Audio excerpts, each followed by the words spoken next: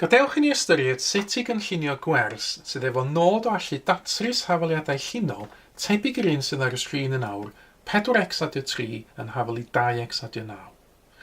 Ar hyn o bryd, byddai'r wers efallai yn cychwyn efo'r athro yn dangos dull i'r dysgwyr o sut i ddatrys yr hafaliad.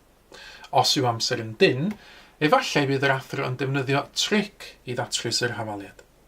Un tric o'r fath fyddai bob tro y mae term yn cael ei neidio o un ochr yr hafaliad i'r llall, yna mae arwydd y term yn newid.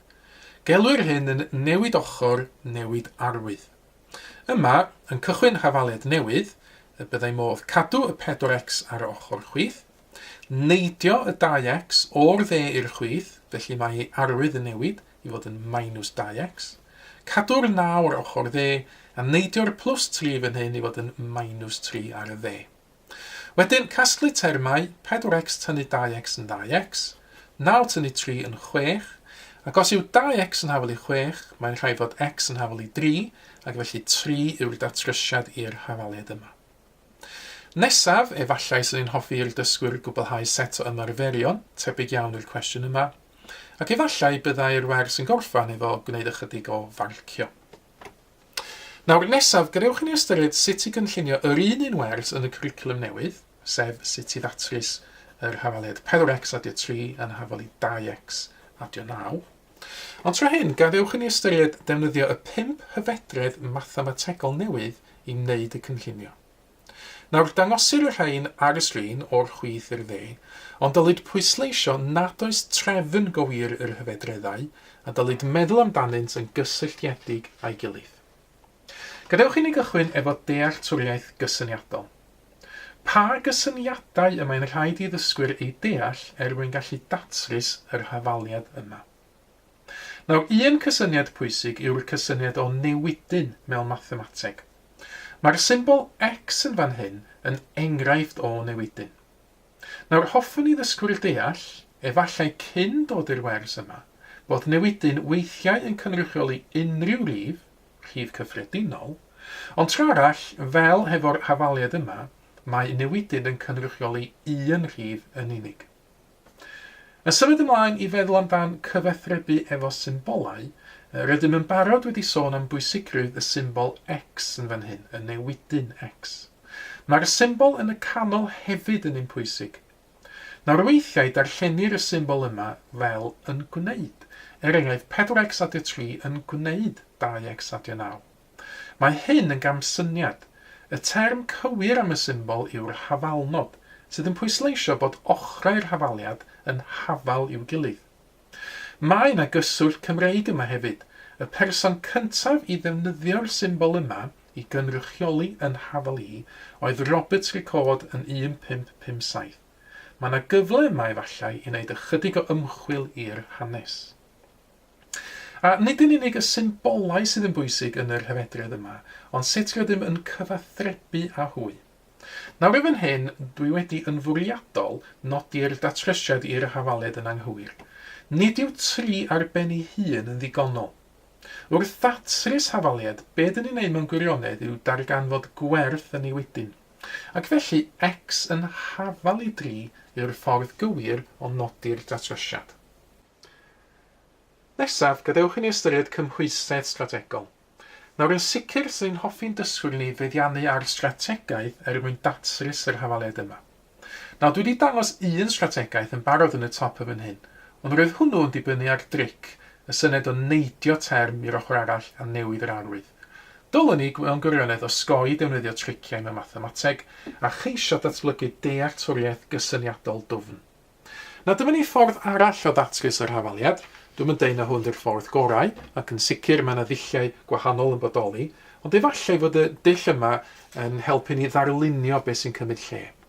Felly, dwi am ddefnyddio set o gloriannau i drio edrych ar beth sy'n cymryd lle efo'r hafaliad yma. A dwi am ddefnyddio teiliau algebra i'n helpu fi. Felly, gadewch chi x, yr newidyn x yn yr hafaliad, gael ei gynrychioli gan y bar gwyrdd yma fan hyn. Ar ochr chwith yr hafaliad, mae gen i fi 4x, felly ar ochr chwith y glorian yma, dwi am osod 4 o'r bariau gwyrdd.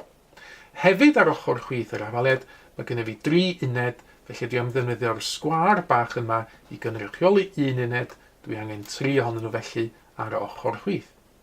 Ar ochr dde'r hafaliad, mae gennym fi 2x, felly dwi am osod 2 far gwyrdd yn ochr dde y glorian. Ac yna mae gennym fi 9 uned, felly dwi angen hanner munud yn awr i osod 9 o'r sgwariau bach yma yn y glorian i gynrychioli y 9 uned. Nawr, nesaf, gadewch i ni ystyried beth allwn ni wneud i'r glorian yma, beth allwn ni dynnu allan o'r glorian yma, a fel ein bod ni'n cadw'r glorian mewn cydbwysedd. Nawr, os dwi'n tynnu un o'r bariau gwyrdd allan ochr dde'r glorian, mwyn cadw'r glorian mewn cydbwysedd, mi fyddai angen tynnu un bar gwyrdd allan o'r ochr chwith. Be dwi wedi gwneud efo yna ydy dwi wedi tynnu 1x allan o bob ochr o'r glorian. Fe dyn hynna unwaith eto, fe tynnu 1x o'r ochr dde, 1x o'r ochr chwith, mae'r glorian dal mewn cydbwysedd. A wwan mae gennym fi lai o bethau yn y glorian, ac felly mae'r hafaliad yn fwy syml. Os dwi'n sgwennu i lawr yn fan hyn yn awr beth sydd yn y glorian, ac felly sgwennu i lawr beth yw'r hafaliad, mae gennym fi ar ochr chwith 2 far gwyrdd, felly 2x. Mae gennym fi dal 3 uned ar ochr chwith. Ar ochr dde, beth sydd gennym fi fan hyn, ydy'r 9 uned gwreiddiol. Nesaf, beth arall fyddai dynnu allan o'r glorian a'i dal i gadw fo mewn cydbwysedd? Wel, dwi'n gobeithio dyn ni'n gallu gweld os dwi'n tynnu 3 o'r canteri mewn ochr chwith, i gadw fo mewn cydbwysedd, mae rhaid fi dynnu 3 allan o'r ochr dde hefyd. Mae cynnwys y glorian yn fwy syml, ac felly mae'r hafaliad hefyd yn fwy syml. Yr hafaliad newydd ydy dim ond 2x ar ochr chwith, 2 far gwyrdd, a mae gennym fi 6 o'r canteri, 6 uned ar ôl ar ochr dde. Ac yna, dwi'n gwneud ychydig o aildrefnu fallai fyddai sylweddoli. Dwi'n osod nhw yn yr cyfuniad yma bod 1 bar gwyrdd yn werth 3 o'r sgwariau melyn. Ac felly bar gwyrdd yn werth x, mae x felly yn mynd i fod yn hafal i 3 fel o'r blaen. Felly dyma ni un ffordd fel dwi'n dweud o geisio hybu dealltwriaeth gysyniadol wrth ddatrys hafaliadau. Doedd hwnna ddim yn dibynnu ar dric. So ni hefyd yn gallu dadlo fod wedi defnyddio rhesymegol y fan hyn.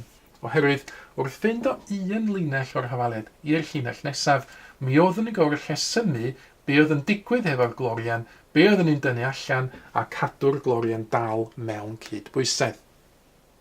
Nawr, yr un hyfedredd dwi heb sôn fan eto ydy'r rhugylder.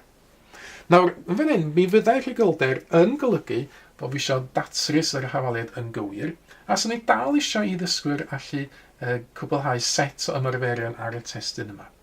Ond ni ddylai rhugylder fod am wneud pethau yn gyflym iawn. Mi ddylai fo fod am gwneud pethau yn gywir ac hefyd gwirio yr ateb. Nawr efo'n hyn, dwi'n meddwl mae x yn hafal i 3 yw'r datrysiad i'r hafaliad gwreiddiol. I wirio hyn, beth sy'n ni'n gallu wneud, byddai amnewid x yn hafal i 3 i mewn i ochr chwith ac ochr dde yr hafaliad gwreiddiol a gobeithio cael yr un rhif. Felly, os yw x yn hafal i 3, fel dyn ni'n feddwl i fod o, mae ochr chwith yr hafaliad, 4x adio 3, yn hafal i 4 gwaith 3 ac yna adio 3, sydd yn 12 adio 3 sydd yn 15. Ac eto, os yw x yn hafal i 3, mae ochr dde'r hafaliad gwreiddiol, y 2x adio 9, mynd oedd yn hafal i 2 lluosi efo 3, ac yna adio 9, sydd yn 6 adio 9, sydd eto yn 15. A gan fy mod i wedi cael yr un rhif 2 waith, byddai fod yn hapus ac yn siŵr nawr fod x yn hafal i 3 yn ddatrysiad dilys i'r hafaliad gwreiddiol. I grynhoi, mae'r fideo yma wedi trafod sut i ddefnyddio'r hyfedreddau newydd i gynllunio gwers ar ddatrys hafaliadau llinol. Y gobaith yw bod ystyried yr hyfedreddau yn arwain at ddysgu dyfnach a throsglwyddo sgiliau i'r cof tymor hir. Fel hyn, bydd y sgil yn gallu cael ei ddefnyddio eto'n y dyfodol, mewn cyd-destun neu efallai mewn sefyllfa fwy cymhleth.